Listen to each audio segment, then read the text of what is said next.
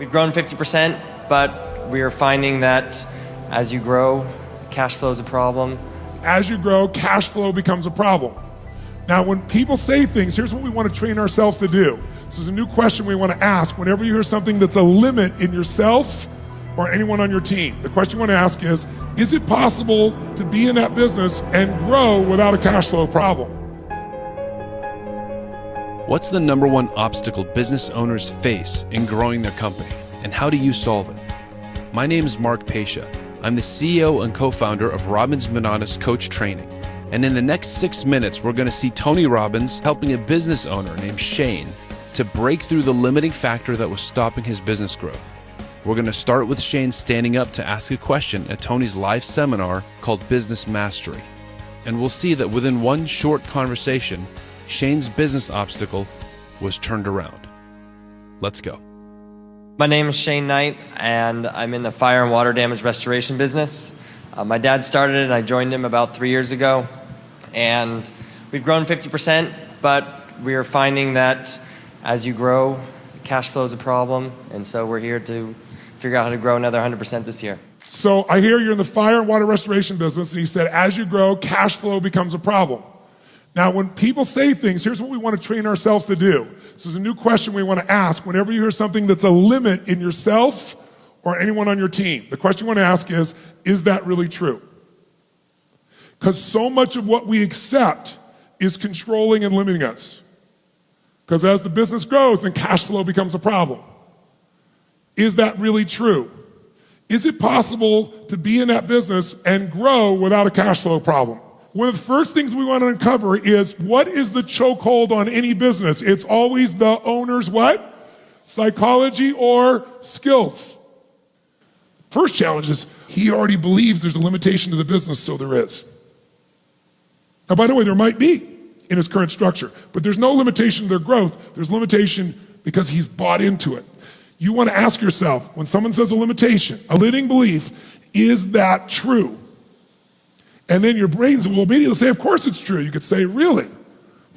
You have all the information to know beyond a shadow of a doubt that if you keep growing, that you'll have less cash. Do you have all the information to know for sure that that's true? No. No. Then it's not true.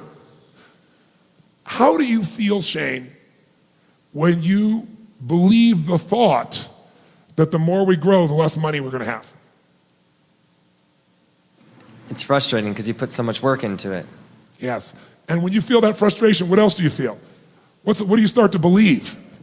Stressed out. Stress out? What else? And you feel like, why are you putting all this time and effort into it? Do you all hear that? You feel stressed out? If he believes that the more we grow, the less cash we have, then it gets him frustrated. He feels a bit overwhelmed. He starts to stress out. He starts to think, why do I even put my energy into that? What will that do? It's going to kill the energy that would make this gladiator strong enough to win anything. Can he afford to have this drained out of him? Yes or no? In a competitive world we're in, yes or no? Pretty soon he's going to lose the driving force that makes him successful and makes his family successful. And why would I want to put more into something that's only going to include more failure? Ultimately, what do you start thinking about the business when you believe that? What do you start thinking about the business? Tell me the truth. You start thinking about other businesses you could do. That's right. Which, by the way, that might be useful. If it's really true, when we investigate thoroughly, that there's no way to grow this business profitably for things that are outside our control, then he might need to investigate other businesses. Are we supportive of that, yes or no?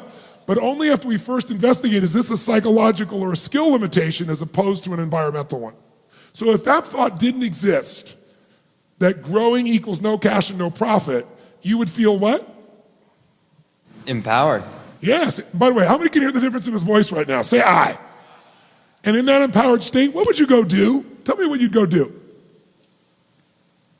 Specifically? Yeah. Tell me 3 things you go back and do that you know would grow the business and help its profitability. I would go sell the big insurance companies that I'm been afraid of selling because I didn't think we could handle it. Ah, interesting. And what would be the advantage in that? Well, it's much better to have one large corporate customer than chasing 10, 12 dozen different sources of referrals. And what if you had 5 quality large customers, not just one, so you were never dependent upon somebody that might then take away your whole business? or 6? Then we would be 5 or 6 times larger. Yes. More to manage or less to manage for you in terms of that client-based management? Depends whether or not I change my style. Give him a hand, ladies and gentlemen, give him a hand. So what's the second thing you do? I have an elite high-end brand I want to create, and I think that would be a great opportunity to grow. Tell me the third thing. I'd hire someone to do most of what I do during the day today. And what would you pay him? As much as it took. That's right. What do you think it would take to have somebody really impeccable to do the stuff you do during the day today? 80 or 90,000 a year. That's right. So how much business how many clients or accounts would you have to get to pay for that person so you'd have freedom to do the more strategic things that really matter? 300 grand a year, which is a third of a giant client. So a third. So you could go get one client and be free forever, and that's all it would take. That's right. This is what I love about you guys. Every person in this room has already got the answers they need. The problem is you've got some unconscious, invisible barriers you don't even know are there. You got the answers or you can find them. He knows exactly what to do to grow this business.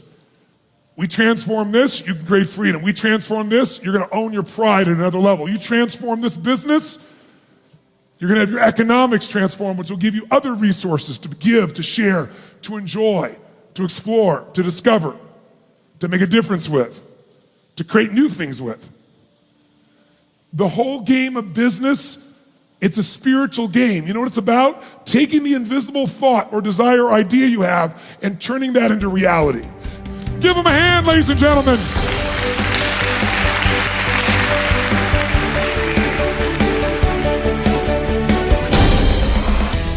So you can see a short conversation took Shane from feeling it was impossible to grow without losing cash flow to having a solid way to grow his business by 500%. So how did we get there? Tony showed Shane how to make 3 big moves. So let's break it down and see how it works. The first move is find the unspoken assumptions. If a business owner is feeling disempowered, you can bet that there's an unspoken assumption they're accepting without knowing it. And this unspoken assumption is limiting their growth. Here's the thing. As a business owner, your job is to break down the limitations holding you back.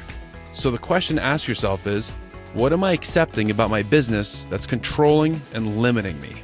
When you find that limit, you can work with it. Here's what Tony told Shane. He already believes there's a limitation to the business, so there is. Now, by the way, there might be in his current structure, but there's no limitation to their growth. There's limitation because he's bought into it. You want to ask yourself, when someone says a limitation, a limiting belief, is that true? Next move, challenge the unspoken assumption. Henry Ford said, if you think you can do a thing or you think you can't do a thing, you're right. Whatever you believe, you make it true. Shane's belief that business growth equals negative cash flow had probably cost him a year of growth at that point. So Tony challenged Shane's unspoken assumption. Have all the information to know beyond a shadow of a doubt that if you keep growing, that you'll have less cash? Do you have all the information to know for sure that that's true? The bottom line is, if you haven't examined a business limitation in complete detail, you have no way of knowing whether or not it's true. Instead of getting into the nitty-gritty and solving the problem and breaking through, you start believing that the problem is necessary, and then it becomes your life.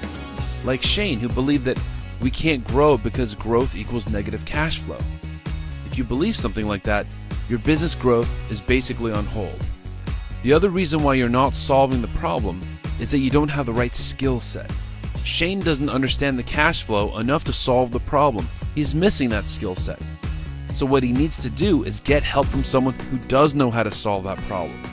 Soon after this conversation, Tony instructed Shane to get a CFO service, a Chief Financial Officer, to really investigate the cash flow so that it could be solved. And when Shane got to work on this cash flow problem, he discovered the problem wasn't growth. The problem was that he had the wrong person handling the finances. That's a big discovery. Move number 3, break through the limiting emotion.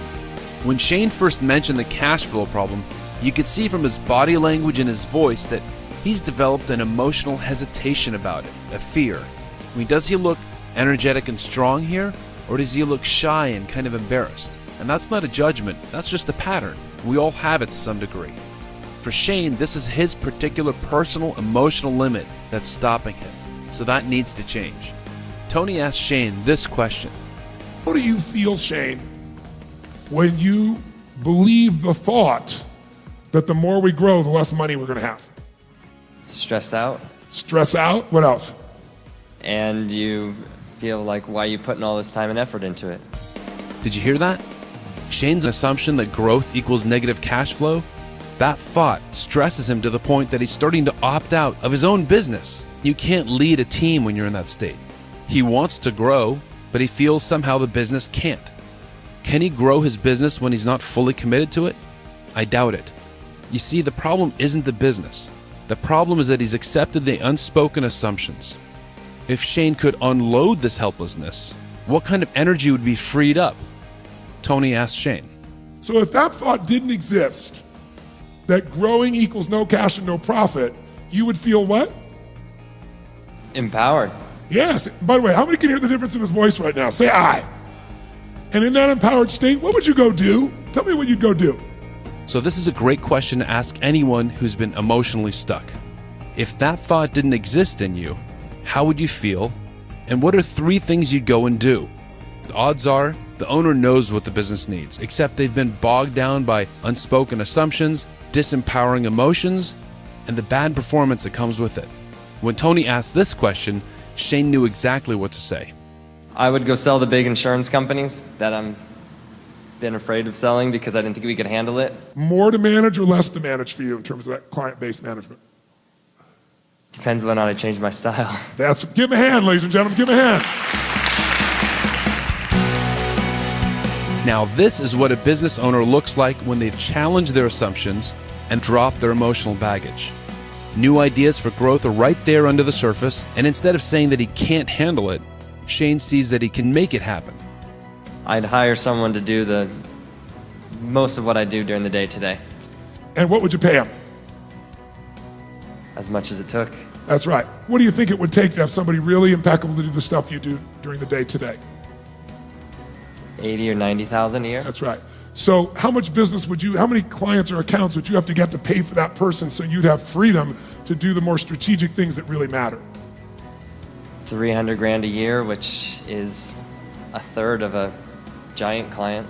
So a third. So you could go get one client and be free forever, and that's all it would take.